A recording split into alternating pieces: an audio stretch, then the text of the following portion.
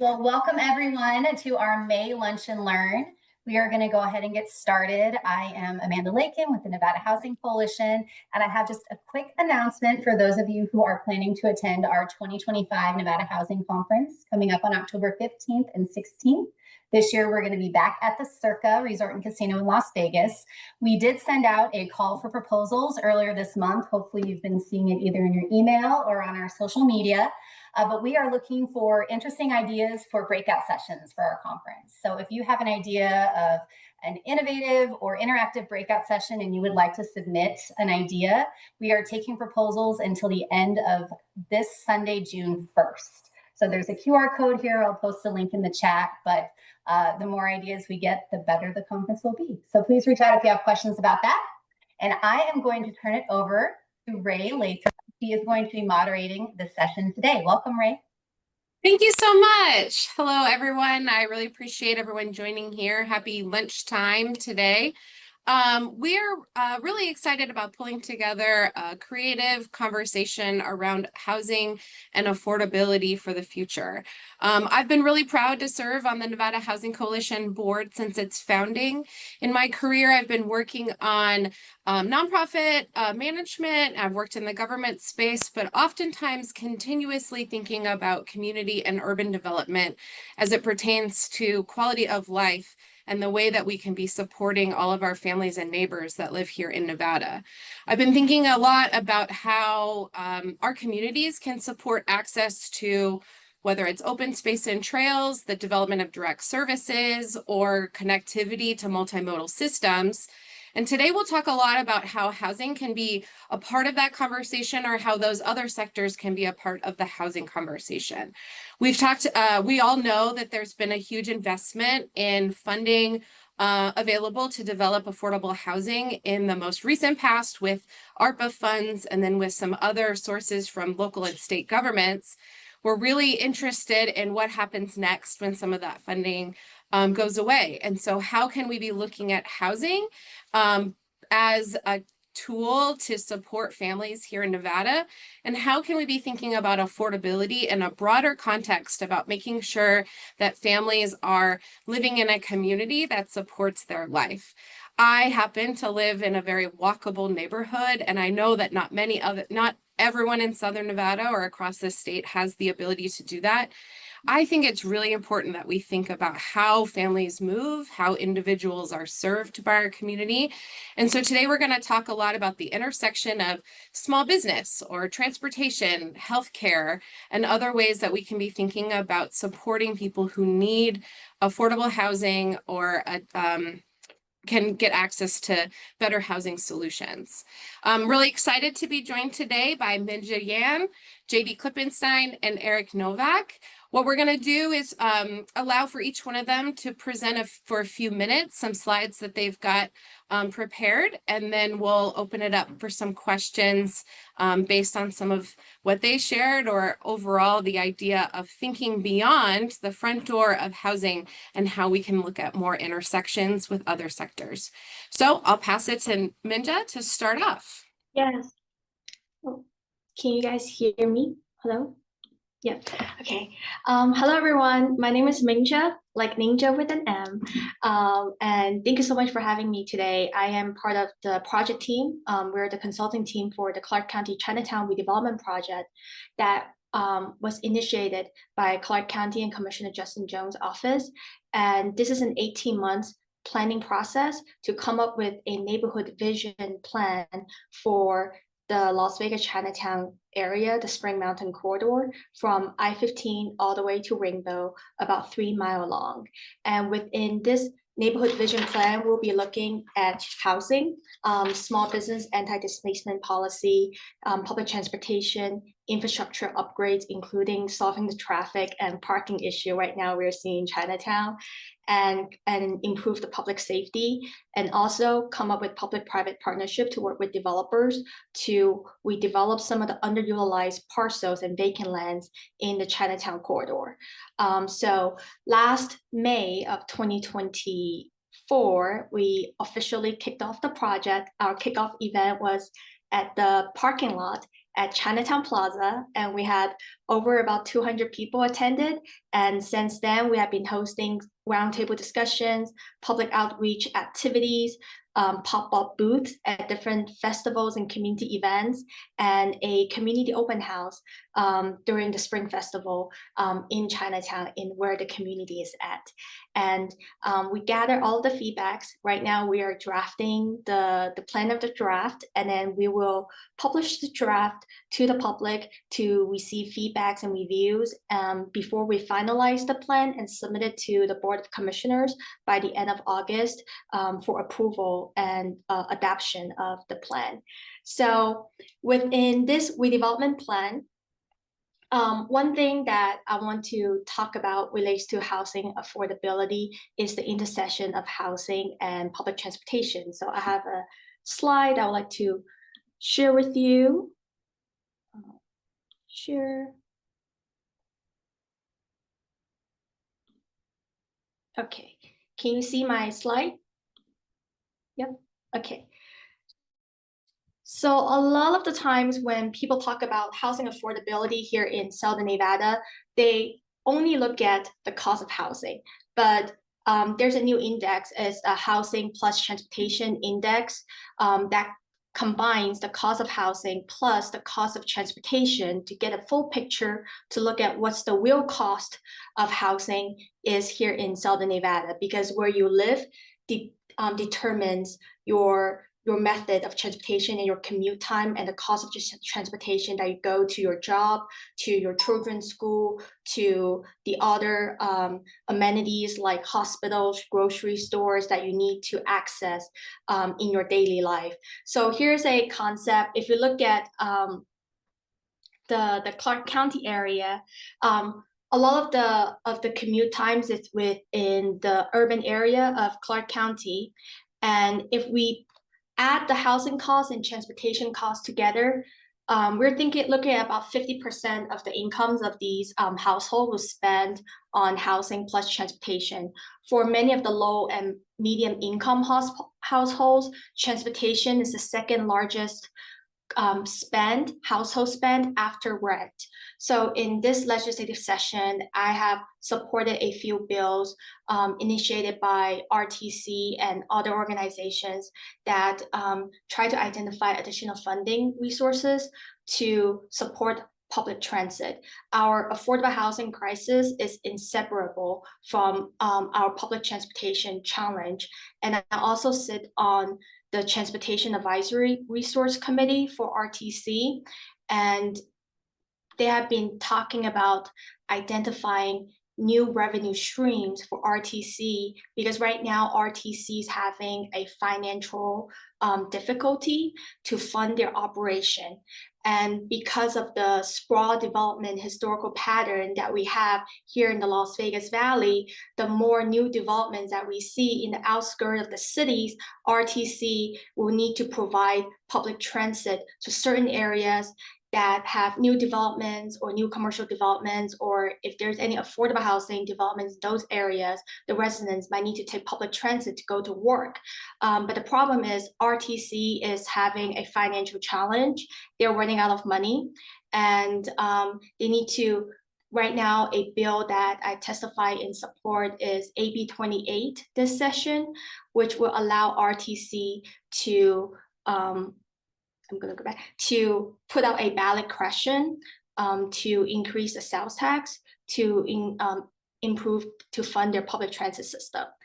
And another initiative that they put out this session was AB 530 to allow the extension of the fuel revenue indexing to allow the Clark County commissioners to vote to extend the deadline for that. So those are two bills that hit some news headlines this session. And then another bills that I also looked into is the City of Las Vegas proposed a bill to use tax increment financing district and to use the funding, the property tax funding from these districts to invest in transportation and affordable housing in the areas. So those are just some overview of what I've got so far. So thank you so much for having me, and I'm going to pass on to the next speaker. Thank you so much, Minja. That's really helpful context for some of the things that we're also solving for at the same time. We have seen some of our public funds try to prioritize and incentivize affordable housing in certain locations by giving additional points near transit. We can talk about how that is working or not working, but there's a lot of I think opportunity to think about making sure that people who live in affordable housing can get around to the other places that they're looking for. Yeah, thank you so much. We're gonna go on to JD now, who's gonna share some more thoughts. Thanks, Ray, and thanks, Minja. You're so passionate. Every time we've talked about this, I just love hearing like how such a big picture thinker and really passionate about it. So I really appreciate you sharing your thoughts.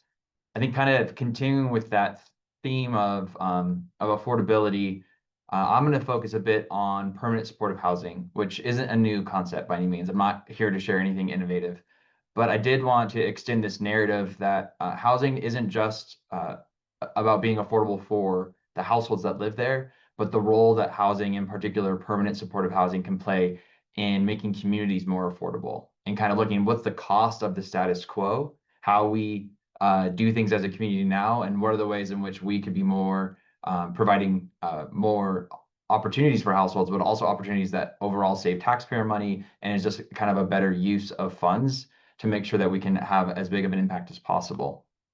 So that's the lens I'll be looking at. I'm gonna share my screen real quick and then jump in from there. All right, share. Can you all see that? All right. So just a level set. Permanent supportive housing is thrown around a lot. I want to be really specific about what I'm talking about here. Let's see. Can you see? Are you seeing my screen? Are you seeing the presentation screen or the presenter screen right now, Ray? We're seeing the presenter screen. Son of a gun. All right. Hold on. Let's try this one more time. I should be better at this by this point. Let's do this. Better? Yeah. Sweet. Okay. And the Nevada Housing Coalition has done a lot. I think I went without introducing myself, by the way. I'm JD Klippenstein. I'm the Director of Development at the Reno Housing Authority. I'm also the Vice Chair of the Nevada Housing Coalition Board. So I'm really excited to talk about this. There's a lot of folks in our community who've been doing work around permanent supportive housing, so I'd be remiss not to do a shout out to Brooke Page, the folks at the Corporation for Supportive Housing, and I know folks in Washoe County in particular have been doing a lot of work around this. So when I say permanent supportive housing, I'm talking about it is permanent supportive housing. It's a place where someone pays rent.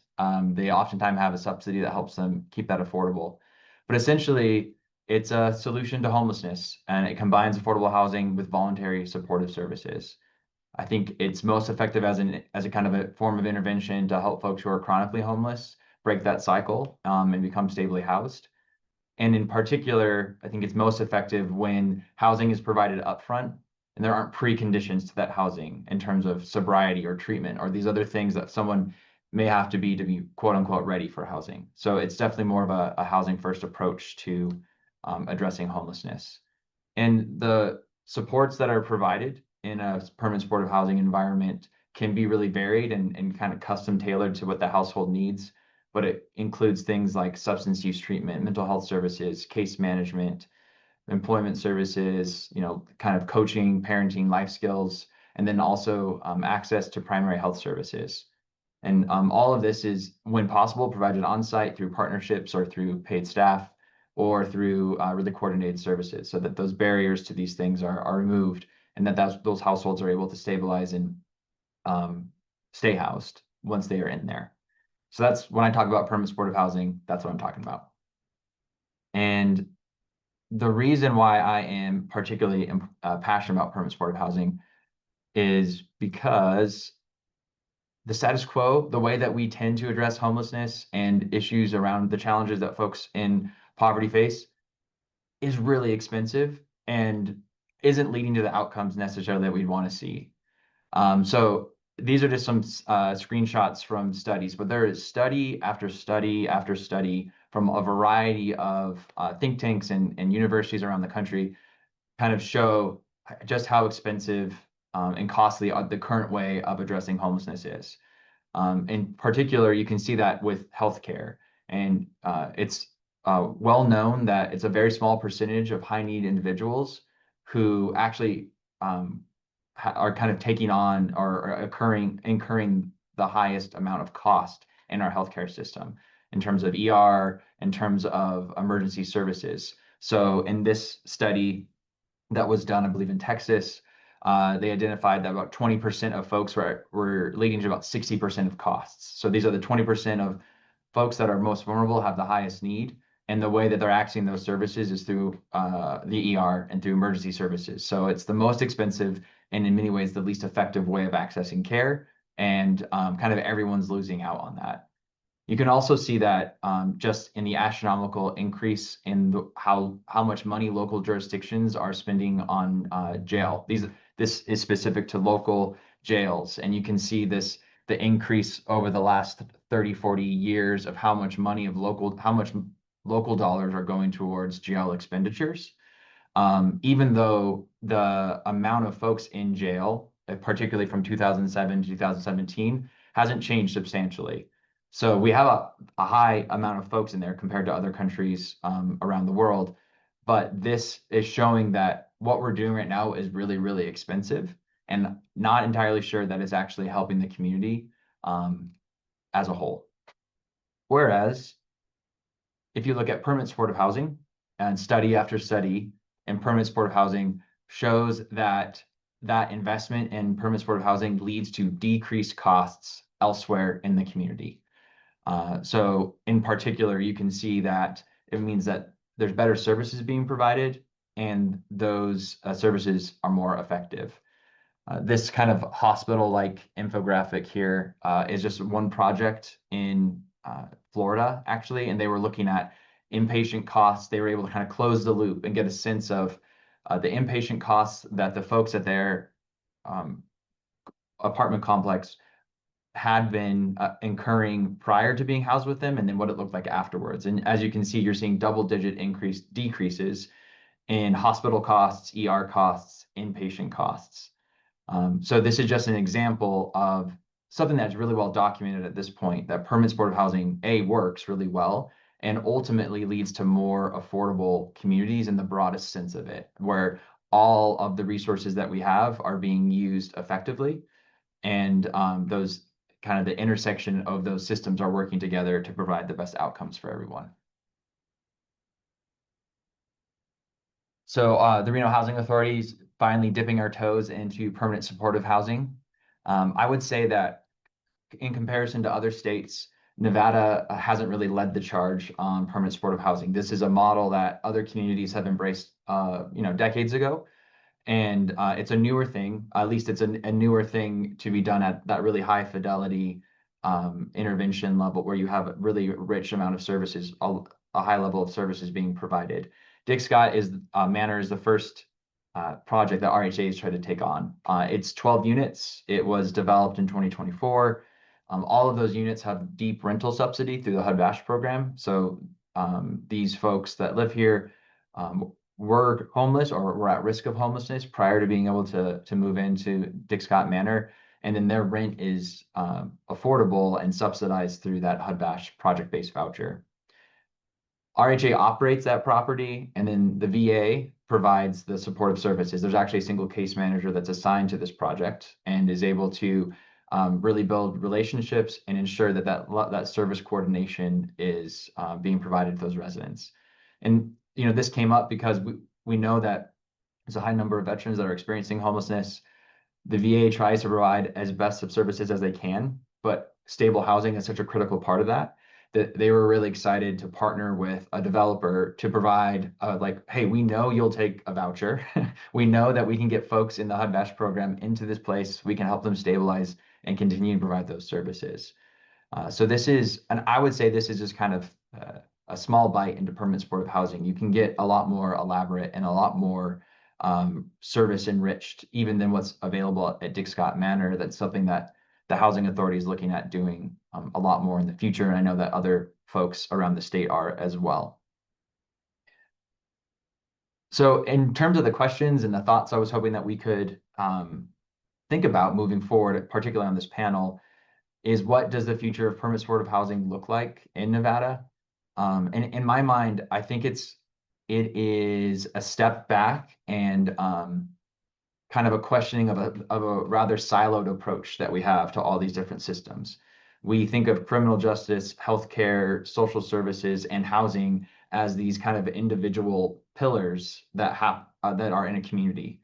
And from a policy perspective and from a funding perspective, I think the future of permanent supportive housing needs to look at those as these all intersect. The way that we fund these programs, the way that we measure these outcomes, we need to think of them in a much more integrated way.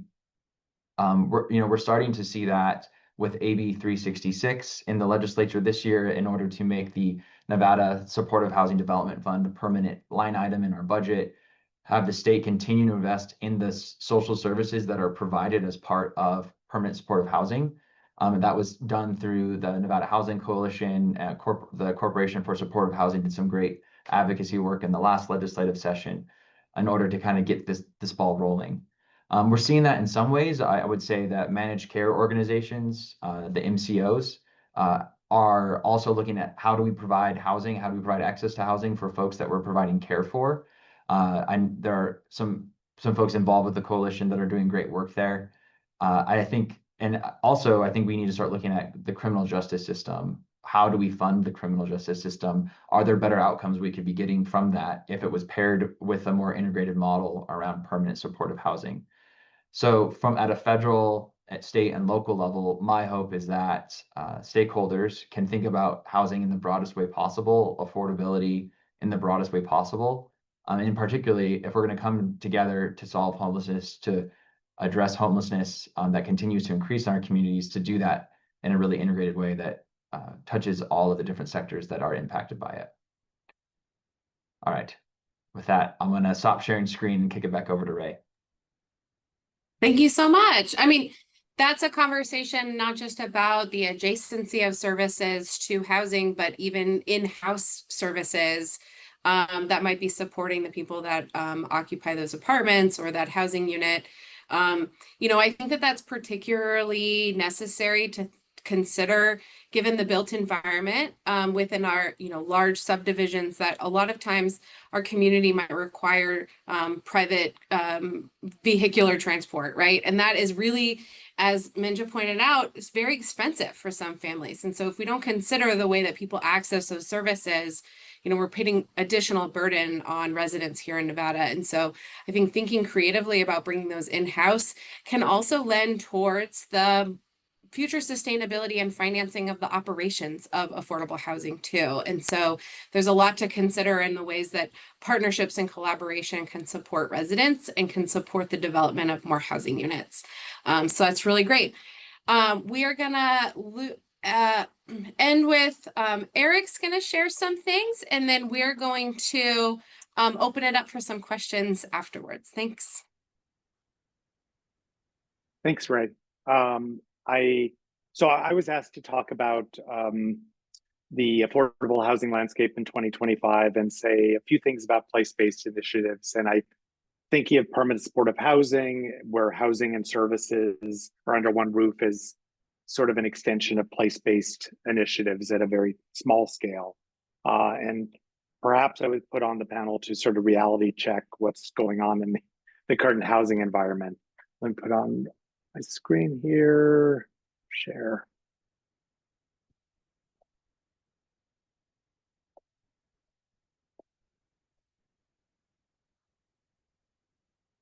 And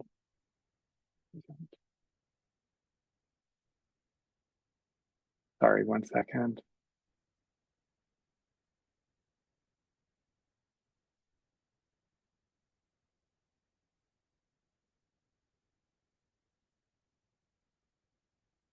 All right, can you see all right? Yes.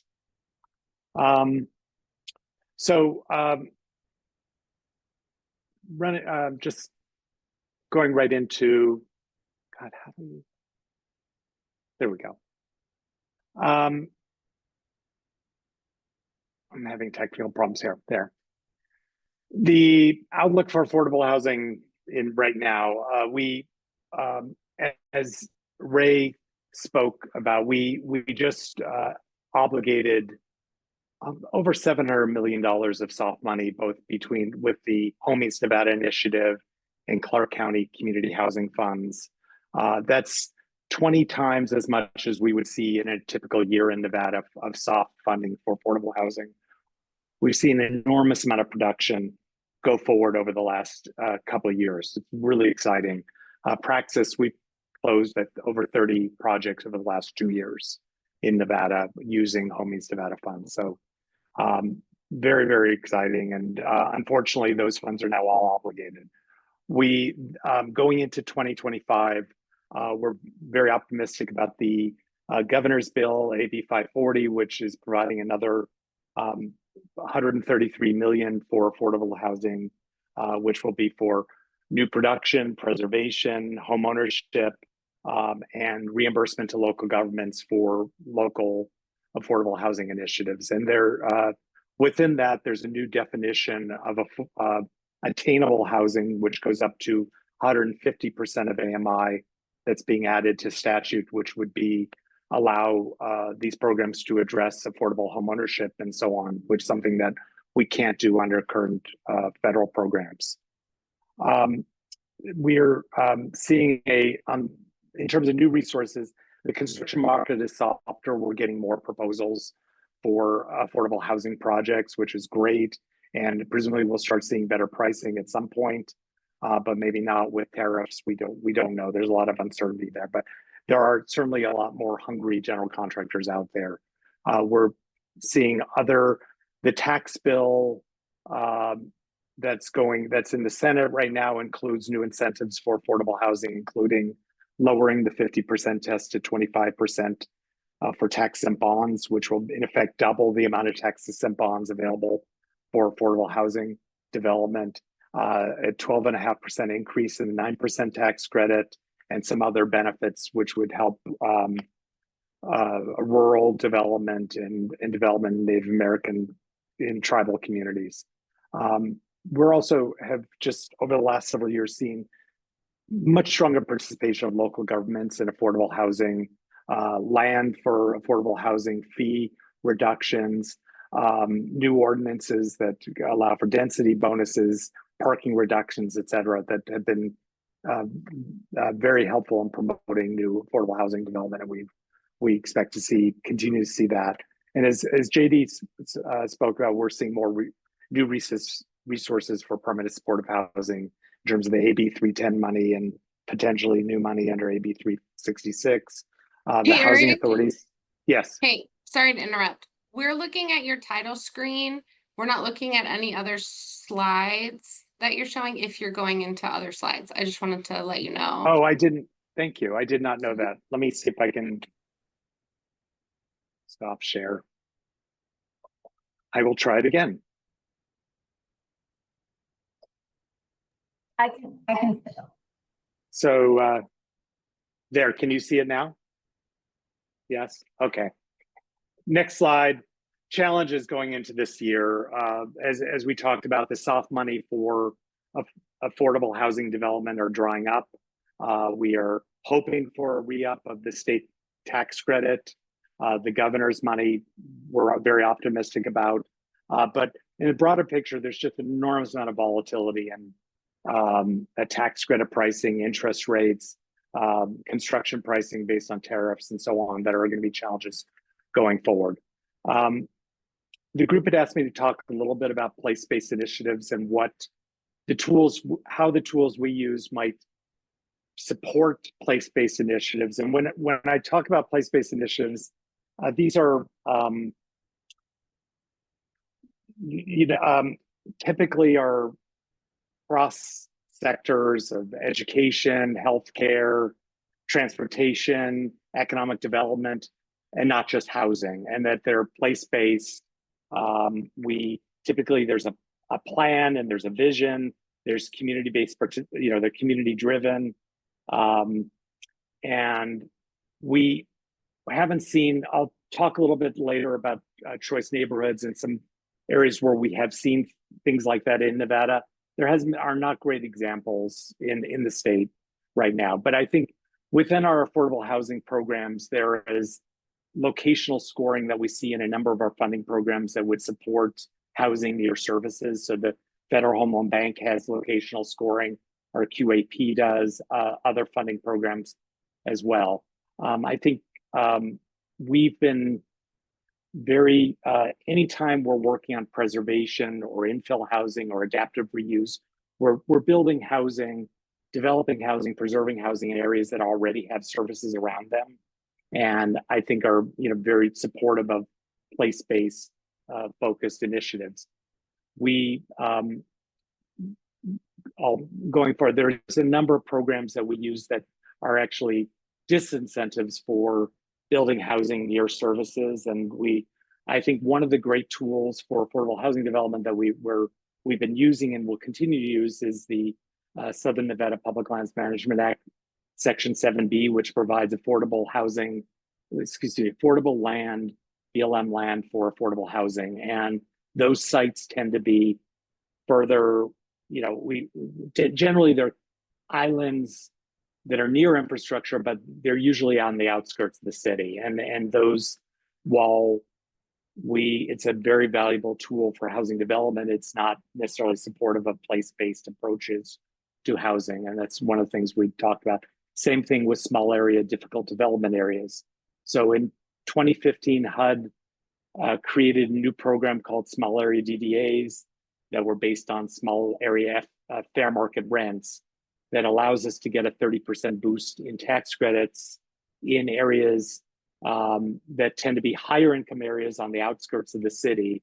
And we've seen an enormous amount of development in Washoe County and Clark County on these small area DDAs, but they tend to be further away from the core of the city and from services, transportation. Mind you, we've created, thousands of units that way. And so it's just one of those areas that's a conflict with the concept of place-based housing near services, transportation, et cetera. And I list some of the other sort of disincentives to building housing near services or doing housing that we talked about mixed income or mixed use housing, which generally from a public policy perspective we would want to support, but are very hard to finance using the typical affordable housing tools we use. And just broad observations, Nevada hasn't historically been well suited to mixing income, mixed use, transit-oriented developments, et cetera. We're seeing more of it, but it's because of the way Nevada grew. It's just much harder to do development with those incentives. We've had in the past local governments or our state wanting to see like mixed use or mixed income, and we'll write it into programs. We haven't had a lot of success there because it's not, the market generally is not supporting it. I think of two affordable housing projects from the past at Lactane in Las Vegas and the 4th Street development near 4th and Wells in Reno, which were strong initiatives of local governments to do mixed use, and just the market was not very receptive to them. It's in general very difficult to finance housing and commercial development together in the same project, that we were sort of pushed toward very vanilla developments. And in general, I moved here from Massachusetts, where we had community development corporations and strong neighborhoods that have history to them. We don't have that as much here. There's much fewer housing programs that are based on infill and are being driven by nonprofits, say, that are representing one particular neighborhood or area. That's not something that we see in Nevada as much. I did want to point out that one of the exciting place-based initiatives going on right now is in the historic West Side. the Marble Manor Choice Neighborhoods Initiative. They received a $50 million grant from HUD last year and are in the middle of redeveloping Marble Manor, which was a 235 unit public housing development, into over 650 units of mixed income housing with community facilities, with enormous support from the city to improve infrastructure and commercial districts and so on in a comprehensive way. And that, I think, is one of the things we'll be watching. And another is, under the tax bill, we will see a re-up of the opportunity zones, which had limited success in Trump 1. We'll see how this plays out.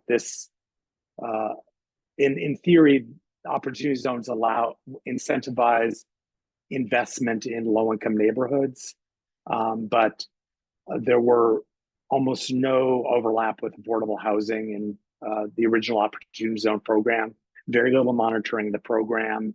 We don't know what the impacts are because there was no data collection that was required as part of the program. So it's all ad hoc, and stay tuned. We're going to be hearing a lot more about opportunity zones after the tax bill passes. Thanks. Thank you, Eric. I would kind of expand on your observations as well. I think one of the barriers that we have in having this conversation around thinking more about location and co-location of services is how many community leaders and community members within all of the decision-making of these systems, how difficult it is to actually think about neighborhood development. I had a conversation recently with someone about the limited parking that's going into many of the market rate development in downtown Las Vegas. And there was a concern around not having a lot of parking spaces. And to me, I live in downtown Las Vegas and can walk around, and I'm very comfortable, walking around to different services. But to someone who might be more comfortable in the outskirts, always having their car with them, it was almost unimaginable. And so we have to kind of think creatively, but also address the lived experience of people who are in the driver's seat and in the decision-making seat for some of these thoughts around how sectors interact with each other and how services and employment centers and other things that a family may need within the average week can be accessible in different ways. And so I've been trying to ask everybody about downtown Las Vegas development and whether or not someone's going to consider putting childcare facilities down here. There's no childcare. Even for market rate housing, there's just no access to certain services. So how can we be thinking a lot about really sharing these experiences, both from market rate housing and from affordable housing, about what types of things people will need? I think that's a really important conversation. I wanted to ask all of you actually, how you think we might engage more people in this conversation. What do we need to get better at when we're talking about co-location or we're talking about place-based strategies? What do you think might be able to spur creativity or have people kind of think about some of that on the ground experience? Minjia, you look like you're ready to answer. Yes. RTC of Southern Nevada has a regional plan called Southern Nevada Strong, and it was initiated 10 years ago by Mayor Deborah March of City of Henderson, who was the mayor of Henderson back then, and she was also the chair of RTC at one point. And the plan kind of stopped for a moment during the pandemic, and then now they are doing it again, and then kicked off the 2050 Southern Nevada Strong Regional Plan this year. And there's a steering committee, which I'm part of, and Maurice from the Nevada Housing Coalition is also part of the committee, and we have the director of planning from all of the local municipalities. Commissioner Tick Sickelbloom is the chair of this committee, and we also have stakeholder groups that consists of economic development professionals, housing and policy professionals, and community and nonprofit organizations, and transit staffs from RTC to really think about a regional planning that consists of not just housing, but how housing connects to the other cross sectors throughout Southern Nevada. And I want to talk about a concept called regionalism, which is what this regional plan is. And throughout my involvement in some of the stakeholder groups for local municipalities, whether it's Henderson Strong Comprehensive Plan Update or Southern Nevada Strong Regional Plan Update, I sense that there's a lack of regionalism here in Southern Nevada. And I think the local municipalities need to talk with each other more. And also the planning teams within each different municipalities need to talk to RTC about transit. They need to talk about the Housing Coalition about housing. They need to talk about different organizations and stakeholders in these regional plans. So they're not just, focus on their lane of their work, but we need to talk with each other. So Yeah, and we absolutely. need to improve public transit. Yes, thank you. Yeah.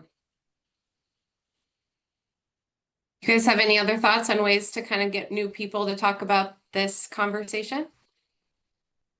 I think we've seen a lot of great models out there in Las Vegas, in Reno Sparks, of housing being an anchor for community facilities next door and so on, and sort of building on that. And I'm just thinking of a project on Bonanza where the housing authority provided land to the library system, build a new library on Bonanza, then swapped, the housing authority used other land to make a land available for an early childhood center, and then the housing authority built housing next to that.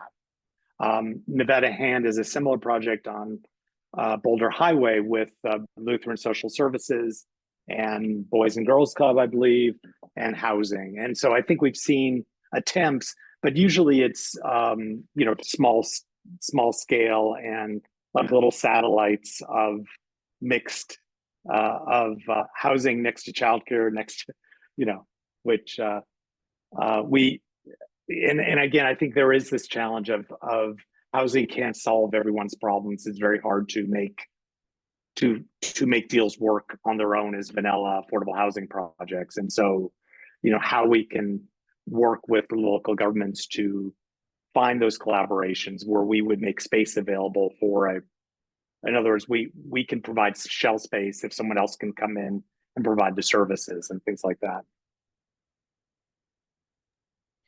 And that might need creativity in the design and creativity in the partnerships and in the financing. And I hear you, the financing pieces seem to be particularly rigid when we're talking about affordable housing. And so some of these creative solutions, like you said, we've had extra points and incentivization around location-based projects, but is it really getting us closer to the reality of having individuals living in affordable housing being able to decrease their transportation costs? Like, I don't know if we've been going back to look at those scores and those developments and ever really evaluate whether or not those metrics are accomplishing what they set out to. That would be really interesting as well for us to consider. Yeah. JD, did you have any thoughts about ways that we could be bringing more people to the table? Well, I think it's kind of like I guess the word two-way street, because I think, there's ways to be, incentivizing that through the scoring and the way that financing and other funds come together. But the truth is, when oftentimes more transit-oriented development or a more integrated approach, there's going to be increased costs to build, right? The spots that are cheaper to build, we're trying to keep costs down, are going to be further from infrastructure. So it's not just, I think, providing points. It's one thing to provide points and then say, oh, now your budget's 15-20% higher than it would have been somewhere else. So I think it's both a coupling of points, but then a recognition of like, this is probably more on face value expensive way to build, but the long-term investment is where the deeper affordability comes from. So I think it'd be one, looking at how we evaluate it, but then also how the resources are being brought to bear to really make that vision a reality. I'm not sure if we have the level of resources currently on the table where that scoring would really I think we might still run the same thing that you're hinting at, Ray. Is like, I don't know if the outcomes are really going to come if we just change the scoring criteria alone. Yeah.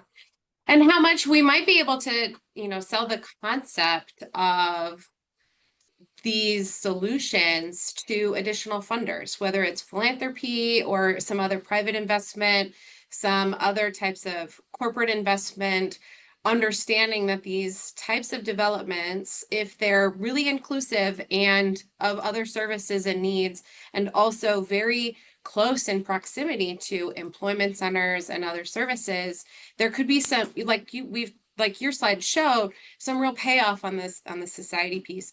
But also, that payoff, what that really means to me is the stability of the tenants. And thinking about ways in order to talk about and tell a story about the sustainability and viability of tenants being able to stay in their homes and be successful, is very much part of this conversation. So I think about bringing in also direct service providers as partners and other people that are, very much their mission is around the economic, independence of families and individuals, and thinking a little bit more about how we can be supporting a whole family and all their needs too. So I think I'd love to see more philanthropy be a part of this conversation. I'd love to see more of the kind of corporate giving that thinks about direct services and investing in the system that might be able to create a sustainable future for someone in a housing unit that provides them access to all their other needs. So, however we can invite people on a tour or show them what's happening, we need to, I think, get creative about how we have this conversation. And also, yeah. Yeah, we went through many years where all of our affordable housing was concentrated in certain low-income neighborhoods. And that was under the old tax credit policies where you only got a boost in tax credits if you were in a qualified census tract, which was in the lowest 20% of census income census tracts in the city. And so historically, we did a lot of our affordable housing was built in very concentrated areas. There is the argument of housing choice and of fair housing, of a lot of the new housing that's getting built in small area, difficult development areas is in higher income census tracts with, in theory, better schools, better services, and so on for those residents living in those areas. And so there's always this,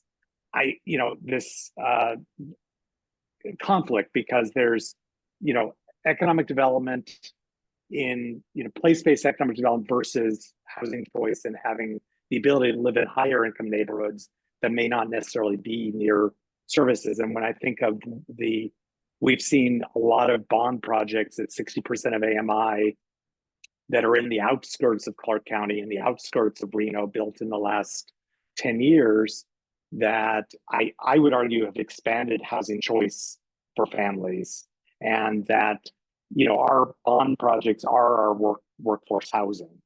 And so a lot of folks already have cars. It just expands the areas where they can live. Yeah. Play devil's advocate.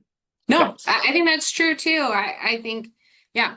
And I think ultimately the vision is to have people choose their neighborhood and give people choices as far as which corner of the community that they want to live and raise their kids and build a community and a social network for themselves. And yeah, I do think the diversity of those options is really, really vital to our, quality of life as well.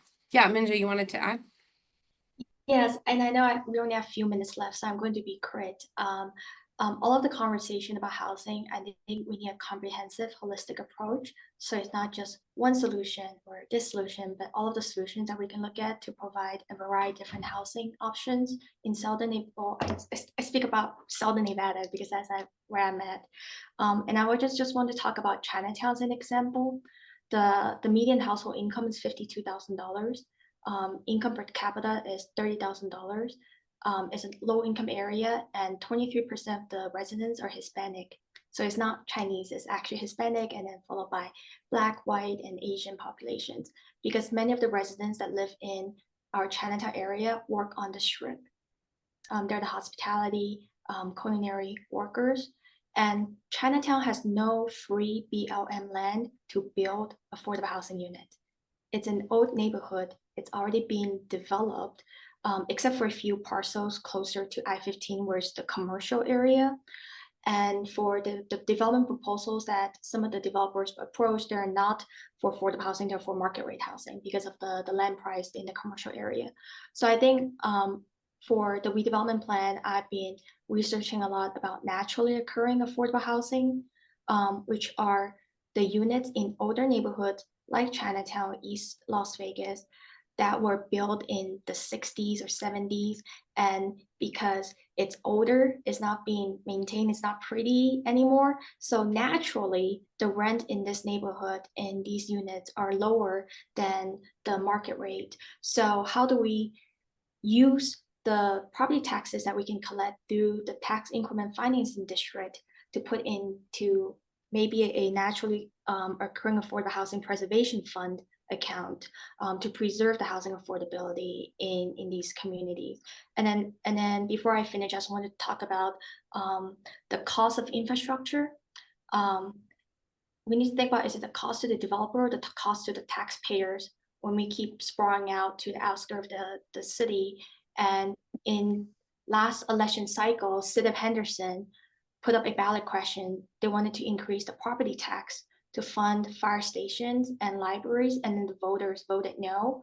This legislative session, RTC wants to increase sales tax and continue the tax the fuel revenue indexing for fuel tax to fund the roadway construction and public transit services that they have. So we need to think about all of these factors when we look at where we build, what we build, how we build, to maximize the public dollars that we invest in these projects. So, okay, I know we have a few minutes. We want to take some questions. So thank you.